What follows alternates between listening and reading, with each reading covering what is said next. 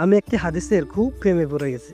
হাদিসটা হচ্ছে ঠিক এমন যে, যখন বান্দা একটি ঘরে কান্না শুরু করে এবং তখন আল্লাহর ফেরেশতারা বলে যে, আল্লাহ, তোমার এই বান্দাটা কি জন্য কষ্ট পাচ্ছে, এবং ফেরেশতারা আল্লাহর কাছে কান্নাকাটি করে বলে যে, আল্লাহ, তার মনের ব্যথাকে আল্লাহ তুমি কমিয়ে দাও। তখন আল্লাহ তাআলা বলেন যে, আমার বান্দা এরকম একটা জিনিসের মায়ে পড়েছে, সে এমন একটা জিনিসের প্রেমে পড়েছে যা আমার চাইতেও সে বেশি ভালোবেসে ফেলেছে। আমি আমার বান্দার কষ্ট আমি বুঝি, এবং আমি দুঃখী মানুষের, মানে ভগ্ন হৃদয়ের মানুষের খুব কাছাকাছি থাকি। কত দূর, মানে এক হাত দূরে আল্লাহ তাআলা অবস্থান করেন। এবং আরেকটা কথা হচ্ছে, তখন ফেরেশতারা আল্লাহ তাআলাকে বলতে থাকে, আল্লাহ, তুমি চাইলে কি সেই বান্দার অভাবগুলো পূরণ করতে পারো না?